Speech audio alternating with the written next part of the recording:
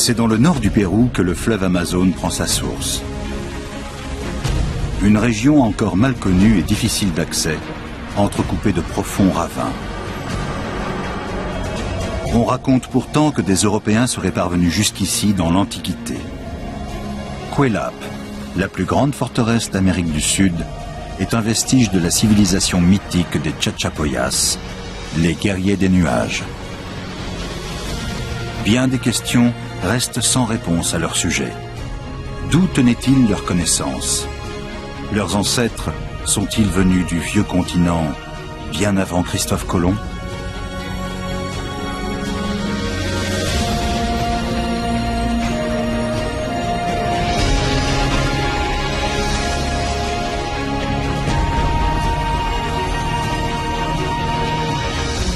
L'an 146 avant notre ère marque un tournant dans l'histoire antique. Rome écrase l'empire commercial de Carthage et gagne le contrôle de la Méditerranée. Des centaines de milliers de Carthaginois sont massacrés ou réduits en esclavage.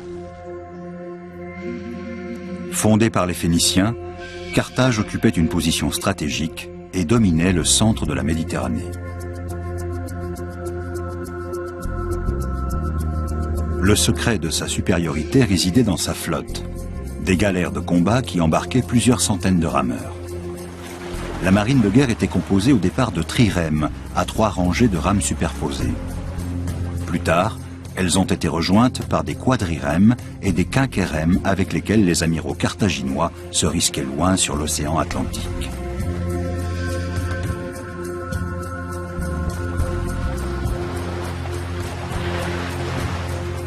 Ils ont sans doute longé la côte ouest de l'Afrique jusqu'à l'actuel Cameroun et contrôlaient par ailleurs le commerce de l'or à partir du Maroc. À Tartessos, ils se fournissaient en cuivre. Et la Corogne, terre celte, était un pôle d'échange sur la voie maritime vers le nord et la Cornouaille, où l'on chargeait les navires d'étain. Les meilleurs guerriers de Carthage venaient des îles Baléares. Hans Gifhorn étudie depuis longtemps l'histoire de ces îles espagnoles. L'héritage culturel laissé par les Carthaginois le fascine. Il s'intéresse notamment aux légendes anciennes, qui recèlent souvent des informations oubliées. Le chercheur ne peut pas croire qu'un peuple aussi puissant que celui de Carthage ait tout simplement disparu. Selon lui, certains survivants des guerres puniques sont partis tenter leur chance ailleurs. Son enquête commence sur les îles Baléares.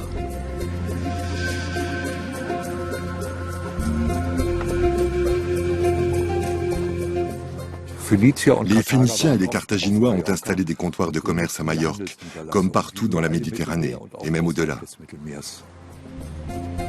L'armée de Carthage, véritable mosaïque de peuples, comptait notamment plusieurs milliers de mercenaires ibériques. Les frondeurs des Baléares formaient une unité d'élite redoutable. On imagine mal ces guerriers fiers et indomptables finissant leur jour en esclavage.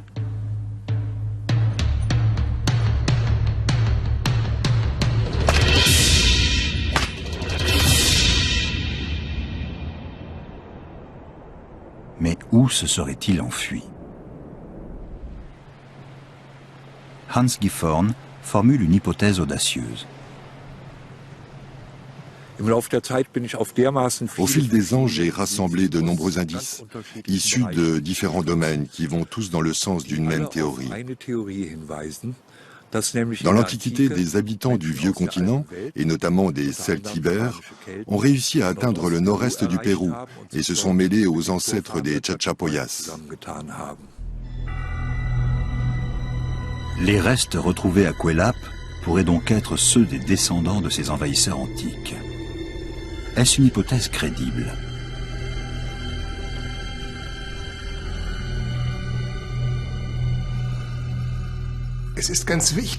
Pour un scientifique, il est capital d'être guidé par une vision, par des idées. Les faits en eux-mêmes ne permettent pas toujours de parvenir à des explications satisfaisantes. Il faut les aborder avec une certaine vision des choses. Et il est important de formuler des hypothèses. À son apogée, Carthage est le plus grand port du monde. Tout le commerce international y transite et c'est une source de richesse inépuisable. Le savoir-faire des marins phéniciens est un élément essentiel dans la théorie de Hans Gifhorn. Le port de commerce, un bassin rectangulaire situé en avant de la cité, accueille tous les navires. Le passage de ce grand portail est en revanche réservé aux bâtiments de guerre. Derrière, de vastes hangars à navires de 6 mètres sur 30 peuvent héberger 350 navires de combat avec 100 000 hommes à bord.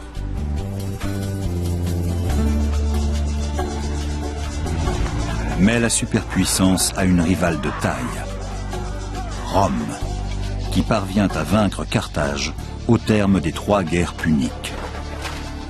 Si beaucoup de combattants finissent en esclavage, d'autres parviennent à s'enfuir.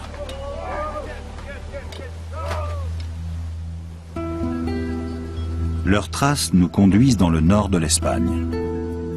Voilà 2 millénaires que la tour d'Hercule éclaire l'entrée du port de la Corogne. Construite par les Romains à l'image du phare d'Alexandrie, elle est restée intacte, ou presque, à travers les siècles. L'éclairage ne fonctionne plus à l'huile et le système de miroir a été modernisé.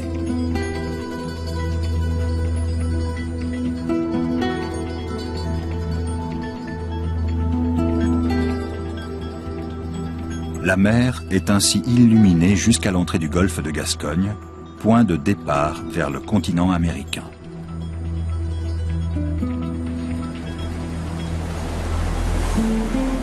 Les navigateurs guettent la lueur qui doit les guider entre les hauts fonds et les brisants.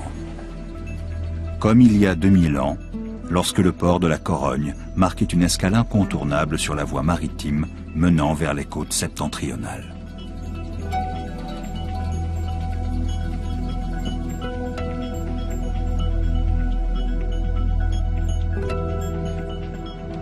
Les marins de Carthage et de toute la Méditerranée croisent ici des celtibères qui naviguent depuis plusieurs millénaires jusque dans le nord de l'Europe.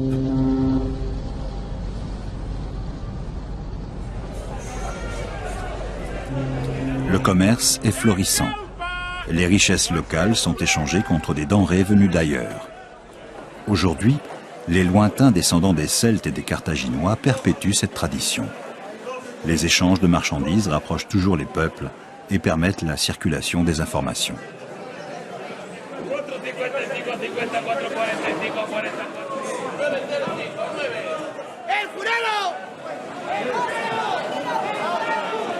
Des rumeurs courent au sujet de marchandises ou de techniques encore inconnues. Au temps de Carthage, sans doute parle-t-on aussi de lointains rivages inexplorés. Et peut-être d'une contrée évoquée par l'historien grec Diodore de Sicile dans son Histoire universelle. Il y relate une incursion des navires carthaginois loin dans l'océan Atlantique. À l'écart de toute terre habitée, ils auraient découvert une île paradisiaque peuplée d'animaux sauvages, arrosée par des fleuves navigables et couverte de hautes montagnes. Mais son emplacement reste secret.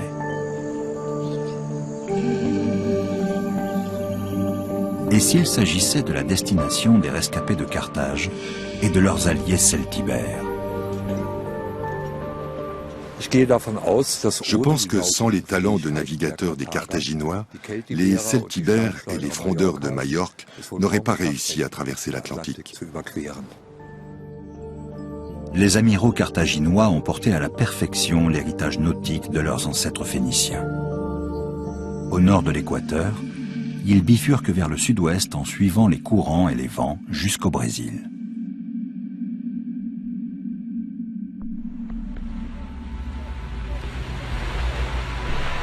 L'Allemande Janice Jacquait a elle aussi traversé l'Atlantique en solitaire.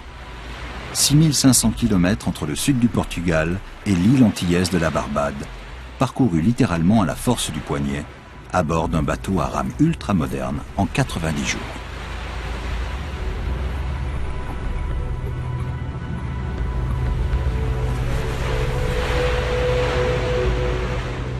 Ça n'a pas été de tout repos et je me suis retrouvée dans des situations critiques.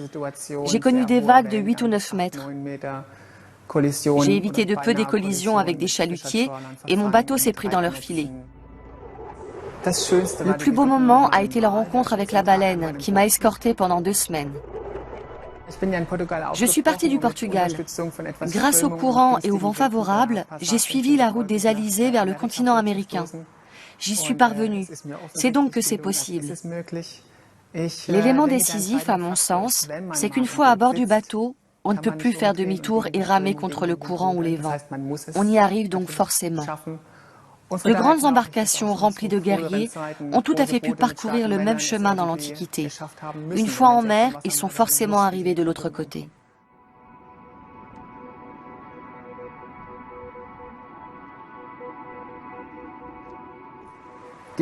Les moments d'angoisse surviennent quand il n'y a plus de vagues, que la mer est calme et qu'on a du temps. Le gros problème, c'est l'approvisionnement en eau potable et en nourriture. Mais une traversée de ce type demande aussi de gros efforts physiques, car on est exposé au soleil et à la chaleur, sans compter qu'on est perpétuellement trempé et que l'eau salée est très agressive. Les vaisseaux de Christophe Colomb ont mis 36 jours pour effectuer la traversée des îles Canaries aux Bahamas.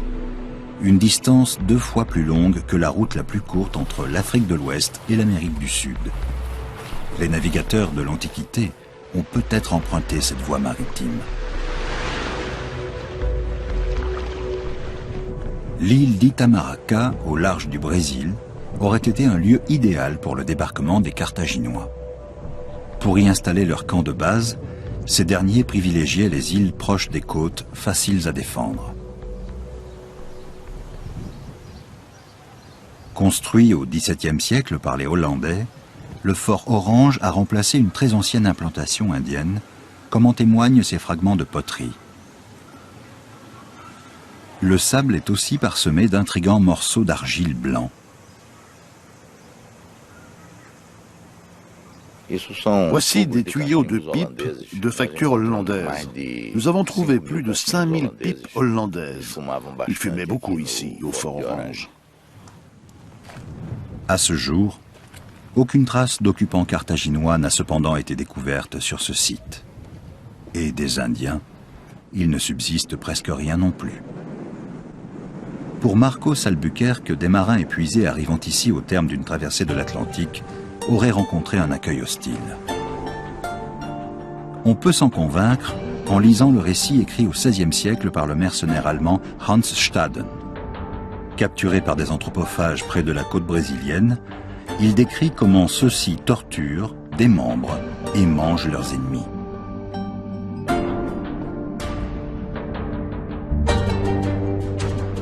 Hans Staden évoque aussi d'autres coutumes de ces geôliers qui pratiquent activement le troc. Or, le commerce d'échange était précisément la force des Carthaginois. Il a peut-être été la clé de leur survie.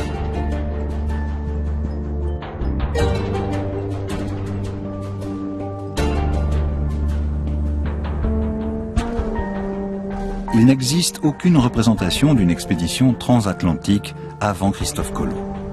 Mais non loin de la côte, près du Rio Paraíba, se trouve un site archéologique étonnant. Celui de la mythique pierre d'Inga, au cœur d'une nature majestueuse.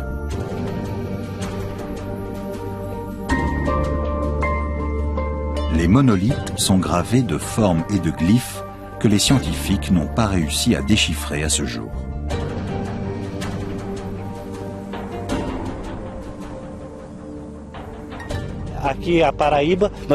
La culture Itacoatiara est très présente au Paraíba. Elle a laissé des inscriptions gravées sur la pierre, comme nous pouvons le constater ici, sur la pierre d'Inga. Mais il s'agit ici de peuples disparus, qui n'ont laissé aucune information sur leur philosophie et leur savoir-faire. Quel est le message ici? Comment ont été faites ces inscriptions?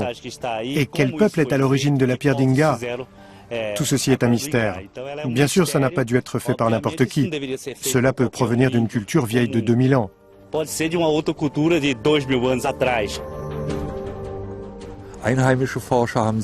Très tôt, les chercheurs ont constaté que de nombreux glyphes de la pierre d'Inga rappelaient certaines écritures de l'Antiquité européenne. Je l'ai vérifié moi aussi. Ces similitudes portent sur des lettres, jamais sur des mots complets. Le plus souvent, on peut rapprocher ces glyphes de certains caractères d'un alphabet celtibère.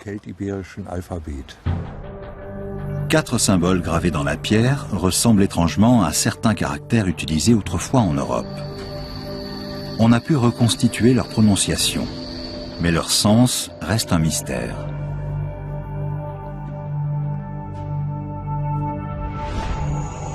L'arrière-pays sec du Rio Paraíba n'a rien de paradisiaque, et le fleuve lui-même est à peine navigable. Après la côte tropicale, commence un désert de pierres et de poussière.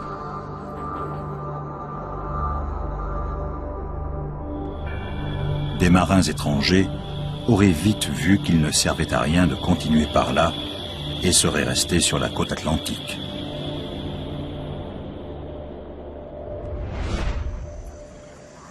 À quelques centaines de milles nautiques au nord-nord-ouest, les voyageurs découvrent un paysage surprenant.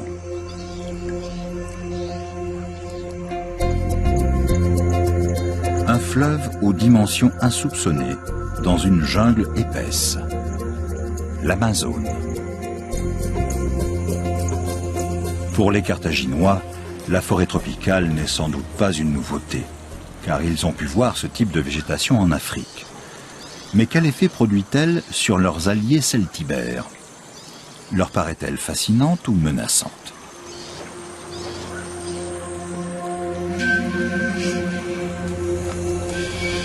Les tribus indigènes cachées dans cette forêt d'émeraude repèrent les intrus dès leur arrivée. Leurs armes redoutables les rendent particulièrement insaisissables.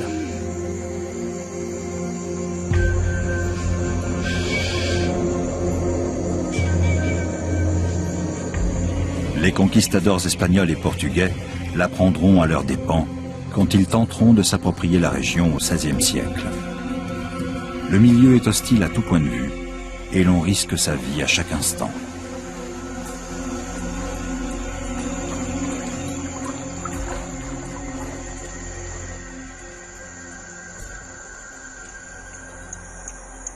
Pour espérer survivre, une seule possibilité: rester à proximité des navires. Il est également bien vu d'offrir des présents aux chefs de tribu. Dans le cas des Carthaginois, c'était peut-être une hache en métal confectionnée dans les forges du sud de l'Espagne.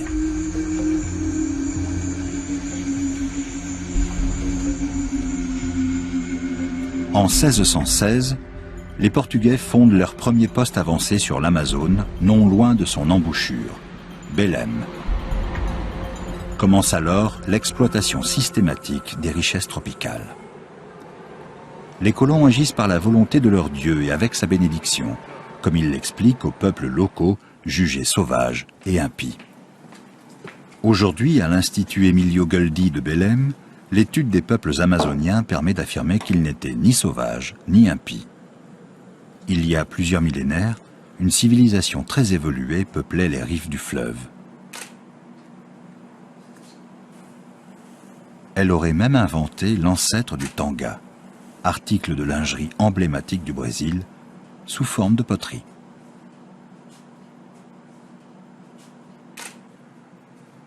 Maura da Silveira est la gardienne des trésors archéologiques de l'Amazone. Parmi ces merveilles figurent des objets vieux de plusieurs millénaires. Certains objets religieux ont été confectionnés dans des matériaux précieux. Le fleuron de la collection est une pointe de lance en cristal de roche.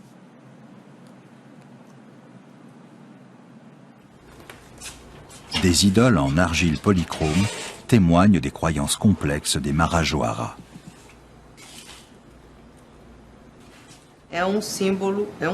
C'est un symbole, c'est un phallus.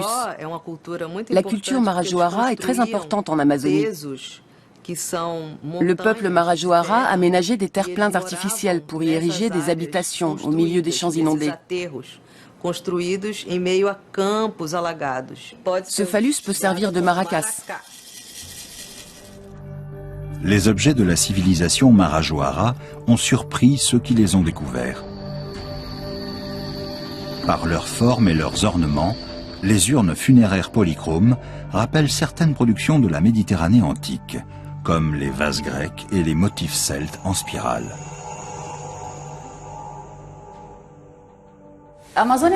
L'Amazonie est habitée depuis 11 000 ans par des populations de taille plus ou moins importante. Depuis 2000 ans, on constate un accroissement constant du nombre d'habitants. Or, on a l'impression qu'il s'est produit à un moment donné une explosion démographique soudaine. En 1541, une expédition espagnole remonte l'Amazone en quête du mythique Eldorado. Un chroniqueur rapporte que les rives du cours d'eau sont densément peuplées et décrit de riches terres cultivées. Mais les Espagnols sont accueillis par une pluie de flèches.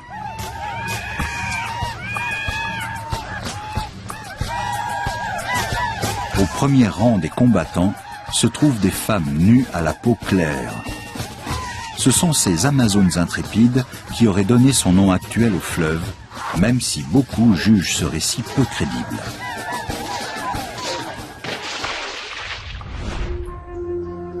Pourtant, des fouilles archéologiques récentes ont mis au jour dans le bassin de l'Amazone des sites d'habitation de plusieurs milliers de personnes. Leur aliment de base était le maïs, cultivé selon des techniques agraires particulières. Ce sont sans doute des maladies importées qui ont détruit cette civilisation prospère.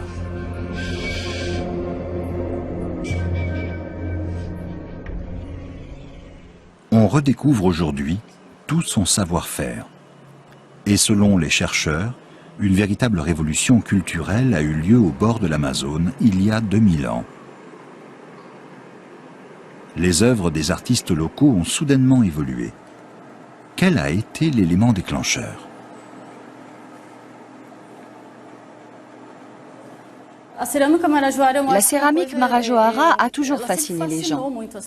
La société Marajoara se développe beaucoup plus tôt dans le Marajo que partout ailleurs, comme dans l'Alto Amazonas par exemple. D'ailleurs, l'analyse de la céramique polychrome et des urnes funéraires démontre bien cette théorie. Le Marajo a connu un essor culturel sans précédent, qui a eu une influence sur d'autres régions.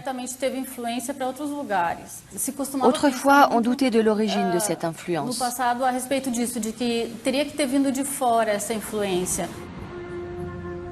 Si les trouvailles des archéologues rappellent certains objets de l'espace méditerranéen, cela signifie peut-être que des visiteurs du vieux continent ont diffusé ici leurs idées il y a 2000 ans. Heinz Budweg en est convaincu. Cet archéologue amateur a découvert un indice supplémentaire, une hache antique. Pour lui, cela prouve que des explorateurs étrangers sont arrivés au Brésil bien avant Christophe Colomb.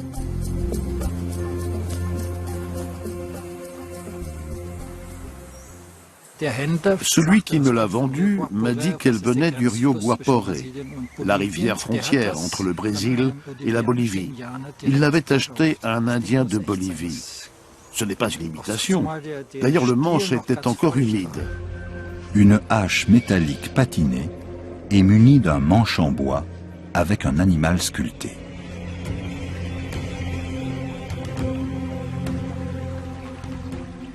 C'est une tête de taureau ou peut-être d'antilope. En tout cas, un animal qui n'existe pas en Amérique du Sud. Heinz Budweg cherche à percer le secret de cet objet. À l'Institut de géosciences de l'Université de Sao Paulo, la hache est examinée au moyen des technologies scientifiques les plus pointues. Et le résultat est surprenant.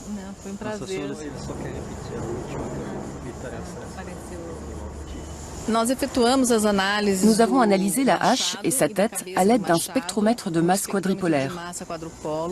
Nous avons pu constater que la hache était essentiellement constituée de cuivre pur et que la tête était en laiton. Ce qui est très important, c'est que le manche est fait d'un bois qui vient du Pantanal, une région de marais près du Rio Paraguay. On estime qu'il date de 1500 ans. Quant à l'alliage étudié par Sandra Andrade, il n'était pas connu en Amérique avant l'arrivée des Européens. Le bassin amazonien a toujours constitué un vaste réseau de commerce. Est-ce de cette façon que la hache est arrivée si loin à l'intérieur du continent? Les Celtes et les Carthaginois ont-ils simplement remonté le fleuve pour suivre la circulation des marchandises? Certains récits rapportent que des Indiens fuyant des marchands d'esclaves sont arrivés jusqu'au territoire des Chachapoyas. Cela représente près de 4000 km de la côte atlantique brésilienne au Pérou. Une telle épopée n'était donc pas impossible pour des hommes déterminés. Mais des voyageurs européens auraient-ils pu accomplir le même exploit? Traverser la plus grande forêt vierge de la planète, menacée par les bêtes sauvages, des peuplades et des maladies inconnues? Quoi qu'il en soit, la cordillère des Andes aurait empêché les aventuriers d'aller plus loin.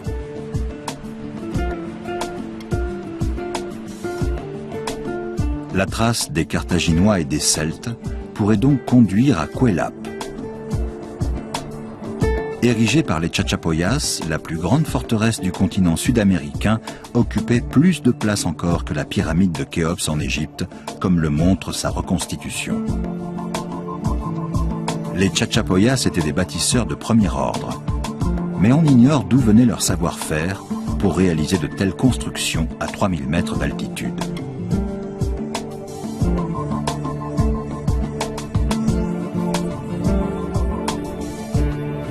Ces ornements témoignent d'une grande sensibilité artistique.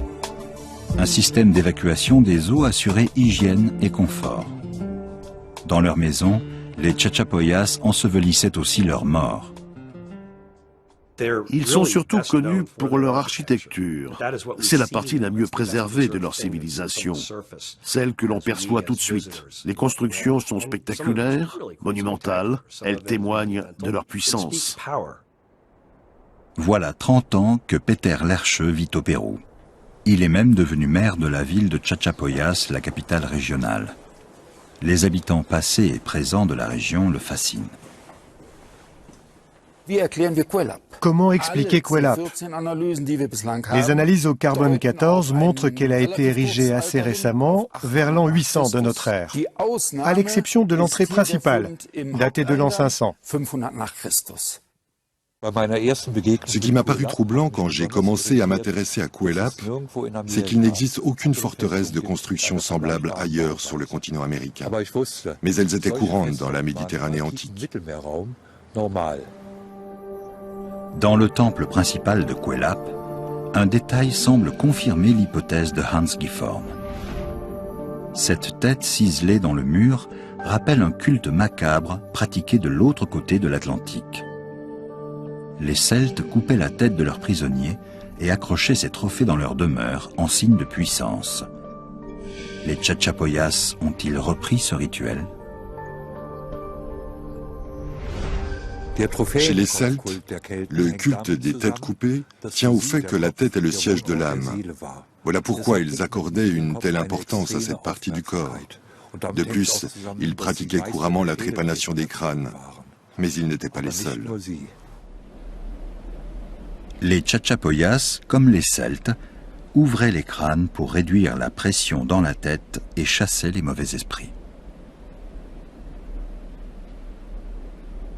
Dans le cas des Chachapoyas, on sait qu'ils utilisaient une méthode qui est déjà décrite au 5e siècle avant notre ère par Hippocrate. Plus tard, les Celtes l'ont également pratiquée, comme nous l'apprennent des fouilles menées en Basse-Autriche. Il y a donc là un parallèle très intéressant. Une méthode thérapeutique commune prouve-t-elle que les deux cultures ont été en contact? Est-ce un élément de plus dans une longue liste d'indices concordants comme le croit Hans Gifford? C'est sans doute à Cuelap qu'il faut chercher des preuves. Qui étaient les habitants de la forteresse et comment vivaient-ils? Petit à petit, on essaie de reconstituer l'organisation générale de Cuelap. On peut ainsi se demander si les ornements des murs sont uniquement décoratifs ou s'ils renferment des messages secrets. Peter Lercheux, pour sa part, s'appuie sur les faits. Voici une maison ronde particulièrement grande. Les trous que l'on voit dans les murs servaient à insérer des poutres pour former le plancher de l'étage. À Cuelap, on avait besoin de maisons à 2 niveaux, car la citadelle comptait 3000 habitants. L'endroit était rude. Beaucoup d'archéologues ont du mal à admettre que des populations aient souhaité s'implanter là. Pourquoi ont-elles choisi de vivre là? C'est le début du mystère. La puissante citadelle des Chachapoyas recèle encore plus d'un mystère. Mais pour Hans Gifhorn, la solution est proche. On ne trouve aucune forteresse comparable ailleurs en Amérique latine. Mais les archéologues n'ont jamais étudié l'hypothèse d'une origine extra-américaine. De l'autre côté de l'Atlantique, voici les restes d'une ville fortifiée construite sur des terrasses artificielles. Elle a été érigée il y a environ 2000 ans par des Celtibères, peu avant ou peu après la destruction de Carthage. Comme à Cuelap, les maisons d'habitation reposent sur des fondations en pierre de forme circulaire. Ici aussi, les bâtisseurs ont choisi un emplacement surprenant et dressé des murs épais pour se protéger des ennemis.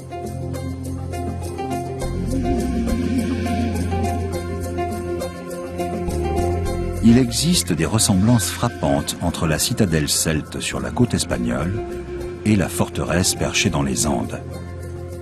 Reste à savoir si l'une est inspirée de l'autre. Pour tenter de lever le mystère, retour chez les Chachapoyas dont on sait finalement peu de choses. À l'époque de la colonisation espagnole, peu de chroniqueurs sont parvenus jusqu'ici. Même les Incas estimaient que le royaume des Chachapoyas était très éloigné.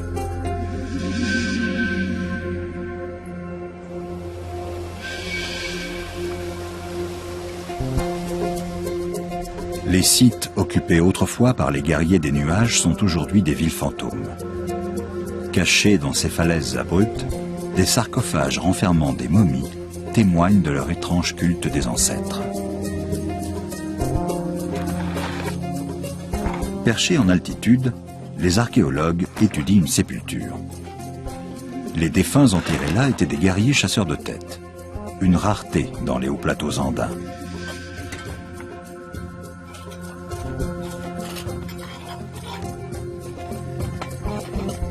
L'archéologue allemand Klaus Koschmider est lui aussi fasciné par les Chachapoyas. Chez les Chachapoyas, il était courant d'inhumer les morts dans les habitations. On retrouve régulièrement des sépultures dans les maisons rondes. L'origine de cette pratique est peut-être à rechercher dans le bassin amazonien, où l'on enterre aujourd'hui encore les défunts dans les maisons. Les lieux de culte sont ornés de peintures bien conservées sur les falaises, malgré le climat tropical. On y distingue des personnages richement vêtus, portant des plumes ou des auréoles.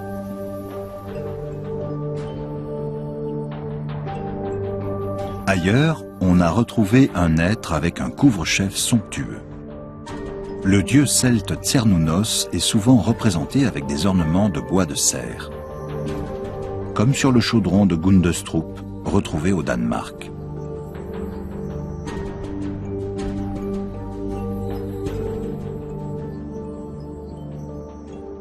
Là, nous avons une embarcation avec un passager et une image similaire de l'autre côté. Klaus Koschmider pense lui aussi que les Chachapoyas sont venus de l'Est. Mais d'après lui, ils se situeraient plutôt à quelques centaines de kilomètres sur le fleuve Amazone. Seuls les morts connaissent la vérité. Chaque tempête fait apparaître de nouveaux squelettes et contribue à détruire les dernières traces des Chachapoyas. Voilà des jours qu'il pleut sans discontinuer dans la cordillère des Andes. Les affluents de l'Amazone se transforment en torrents furieux. Les habitants de Laimebamba ont appris à s'accommoder de ces déchaînements de la nature qui se répètent souvent pendant la saison des pluies.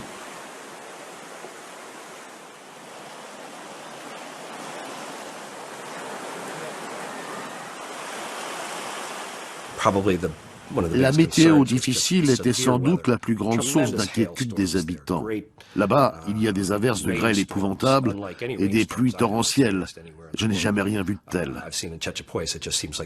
On a l'impression que le ciel va s'effondrer et que le sol est en train de se liquéfier. Les pluies provoquent des glissements de terrain qui modifient la physionomie des vallées. Dans cet environnement très instable, il est logique que les Chachapoyas aient choisi de vivre au sommet des montagnes. En avril 1997, Peter Lercheux est appelé en urgence. Des pilleurs de tombes ont écumé une nécropole ancienne jusqu'alors inconnue près du lac des Condors et de nombreuses momies sont exposées aux intempéries sans protection. Ce sont des agriculteurs qui ont repéré le site. Sans attendre, l'ethnologue organise une expédition de sauvetage.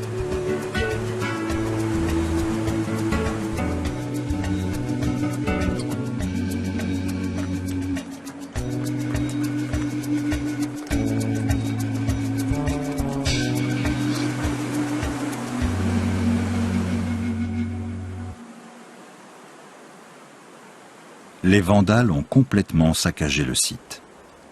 Plusieurs sarcophages sont détruits et les tombes dévastées. Des momies Chachapoyas en triste état jonchent le sol.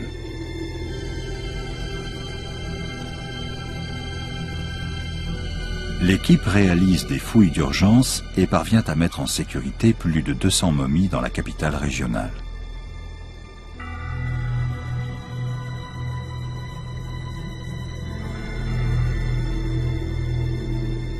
Désormais, elles sont conservées à Laimebamba. Les corps en position accroupie ont été autrefois enveloppés de sacs protecteurs. Certaines de ces momies sont étudiées à l'université de Vienne.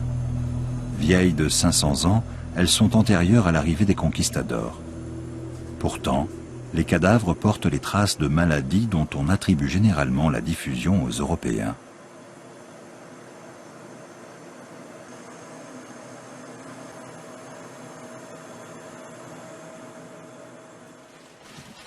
À Göttingen en Allemagne, Michael Schultz, un paléopathologiste de renommée mondiale, étudie les ossements de nos ancêtres pour y trouver des informations sur leurs maladies et les causes de leur mort.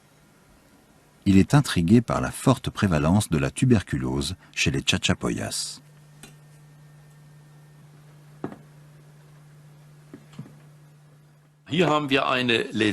Voici une lésion caractéristique de la tuberculose, avec des ulcérations. Ces signes typiques de la tuberculose ont été retrouvés sur les squelettes des Chachapoyas et sur les momies.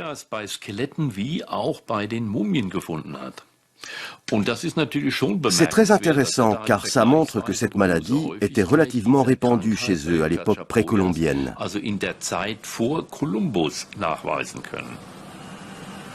Mais cela ne prouve toujours pas l'existence de contacts transatlantiques. On a retrouvé des traces de cette pathologie à la même époque dans d'autres parties du continent sud-américain.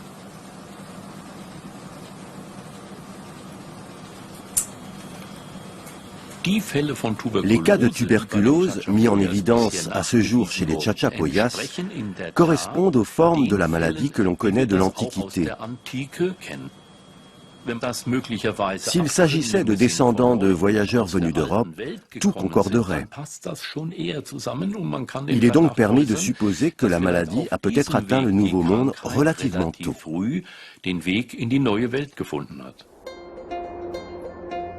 D'où qu'ils soient venus, pourquoi les bâtisseurs de Cuelap ont-ils construit une forteresse aussi monumentale?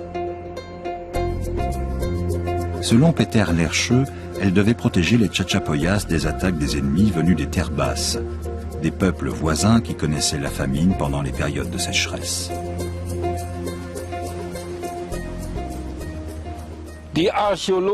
Ici, les archéologues ont retrouvé plus de 50 squelettes au crâne défoncé. S'agissait-il d'attaquants ou de défenseurs de Cuelap? Les blessures ont pu être causées par des haches ou des frondes, mais quoi qu'il en soit, la mort a été violente.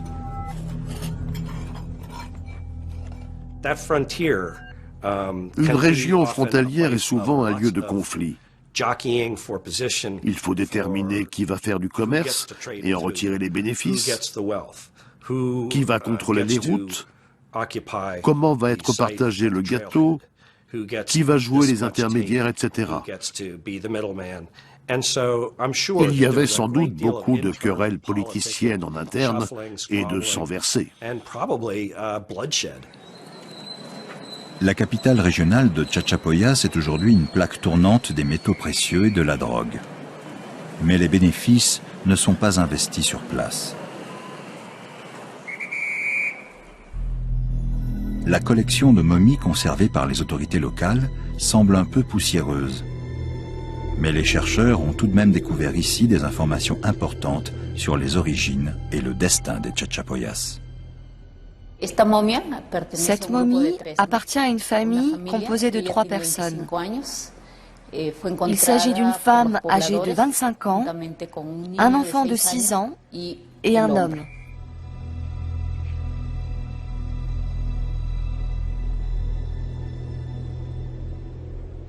Les orifices qu'on aperçoit sur la tête, 3 sur la partie postérieure et 1 sur la partie frontale, semblent provenir de blessures de guerre.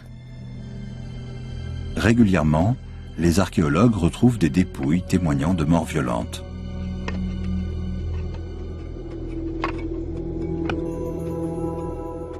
Les Chachapoyas étaient réputés pour être extrêmement belliqueux. Ils utilisaient principalement des frondes pour se défendre contre leurs ennemis ou pour les attaquer. Des frondes très différentes de celles des autres peuples du Pérou.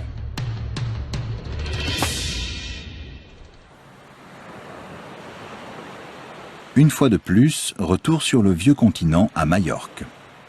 Un champion du monde se rend à l'entraînement. Juan José Caballero, maître incontesté du tir à la fronde, une discipline toujours pratiquée aux Baléares.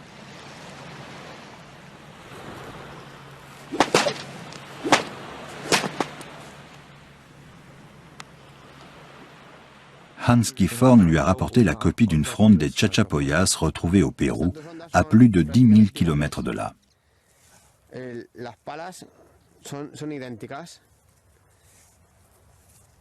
La comparaison avec une fronde traditionnelle de Majorque donne un résultat surprenant. Elles sont pratiquement identiques, jusqu'à la façon de nouer la boucle qui accueille le projectile.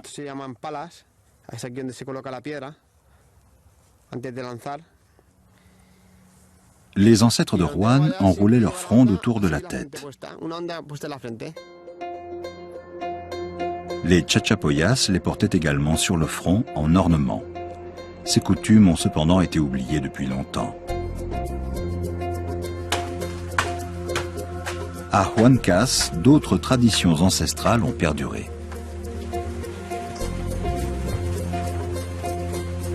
Beaucoup d'habitants portent encore des noms typiques des Chachapoyas. Clotilde Alva, potière, est fière de cette ascendance.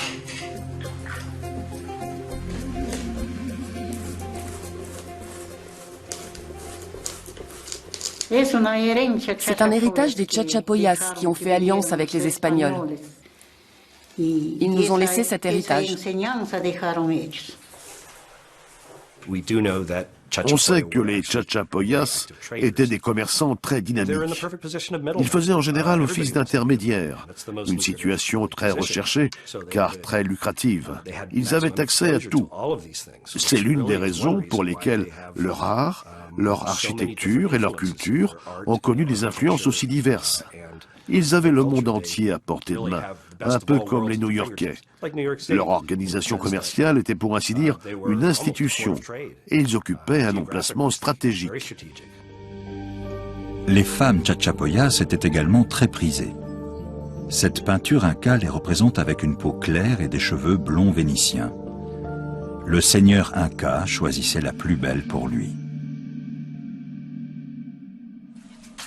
Blonde, Cecilia Flores l'est aussi. Elle vit en bordure du village de Huancas avec sa famille. Physiquement, elle ne ressemble pas à ses voisins à la peau plus mate et aux cheveux noirs. Cecilia mène une existence traditionnelle, comme tout le monde ici.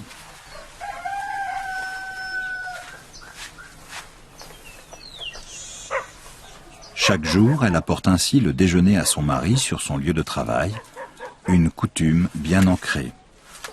Mais elle n'explique pas son physique particulier. Nous sommes 4 frères et sœurs. Nous sommes 3 à avoir les cheveux clairs. J'ai également 2 cousins qui vivent à Chachapoyas qui ont les cheveux blonds aussi. Je connais une petite fille qui est la seule de sa fratrie à avoir les cheveux blonds. Nous avons demandé à mon père pourquoi nous avons les cheveux de gringo. Il nous a répondu que ses grands-parents avaient les cheveux blonds aussi, mais ils sont morts. Aucune source n'indique que les Chachapoyas étaient tous blancs. Le chroniqueur espagnol Pedro Cieza de León a écrit, après avoir voyagé au Pérou et dans d'autres colonies, les Chachapoyas sont le peuple le plus clair de peau que j'ai jamais vu. Ils sont agréables et gracieux. Leurs femmes sont belles. Les Incas les prennent souvent pour concubines ou pour épouses. Il décrit aussi leur habillement. La fronde, parfois enroulée autour de la tête, pour les hommes, avec des vêtements de laine ou de coton. Il était très impressionné par les Chachapoyas et les trouvait séduisants. À Limabamba aussi, on raconte qu'il y a toujours eu beaucoup d'habitants blonds à la peau claire, même si les villageois sont principalement d'origine indienne. Comme à Huancas, personne n'a jamais entendu parler d'ancêtres venus d'Europe.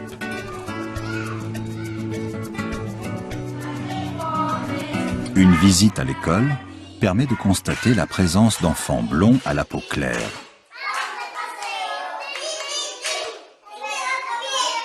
Pour établir leur empreinte génétique, on prélève des échantillons de salive. La jeune Valentina y participe elle aussi, même s'il est plus intéressant d'étudier les sujets mâles sans lien de parenté pour obtenir des résultats probants. La petite fille est issue d'une famille de la région dans laquelle personne n'a connaissance d'ancêtres qui ne seraient pas indiens.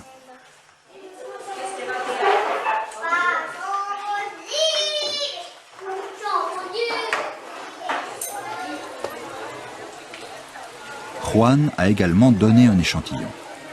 Avec ses cheveux roux, il est un sujet d'étude idéal. Mais il pourrait s'agir d'une simple mutation génétique survenue dans une ascendance entièrement indienne.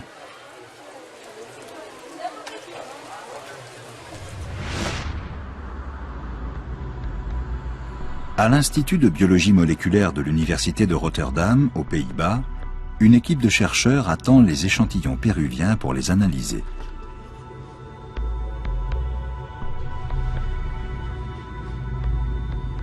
Sous la direction de Manfred Kaiser, ils ont identifié dans le génome humain des marqueurs particuliers correspondant à la couleur des cheveux.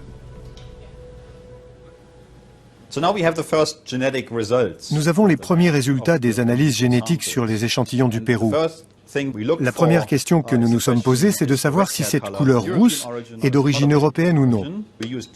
L'analyse de l'ADN nous permet de classer les sujets en fonction de leur origine géographique. Nous avons donc pu déterminer que ces individus avaient des ancêtres d'origine diverses. Nous avons 10 à 15% d'origine européenne, ce qui correspond aux cheveux roux. Mais le reste de leur génome, au vu de nos analyses, est d'origine amérindienne. L'analyse génétique indique également de quelle région provenaient les ancêtres européens des sujets analysés. À ce jour, tout semble indiquer qu'ils venaient de l'ouest de l'Europe. Nous avons détecté un chromosome Y du groupe R1b qui est le plus fréquent dans les îles britanniques et dans le nord de la péninsule ibérique. La Galice, dans le nord de l'Espagne, a été autrefois occupée par les Celtes. Sur le marché de la Corogne, le poisson vendu au port à la criée vient d'arriver. Ici, la pêche et le commerce maritime ont toujours déterminé le destin des habitants. Les ancêtres de ces Galiciens ont-ils introduit leur patrimoine biologique et culturel au Pérou ?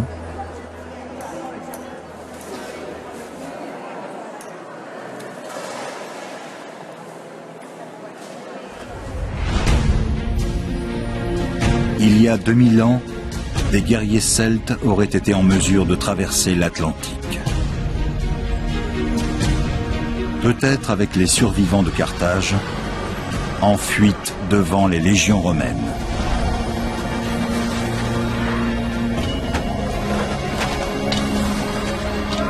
Des hommes animés par l'énergie du désespoir. Des fugitifs attirés par une nouvelle contrée au-delà des mers.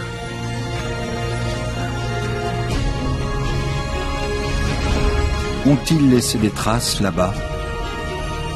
Des habitations rondes et des forteresses, comme en Galice? Une hache ornée d'un animal inconnu en Amérique du Sud?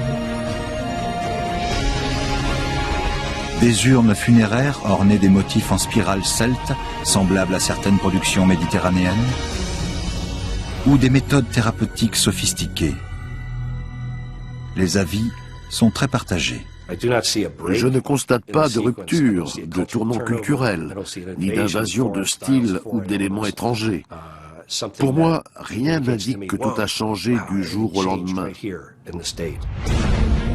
Hans Gifhorn est pourtant convaincu de sa théorie et compte sur les avancées de la science. On a encore très peu étudié la culture des Chachapoyas. On peut s'attendre à de nombreuses surprises. Seuls quelques indices vont pour l'instant dans ce sens. Les preuves définitives restent encore à trouver.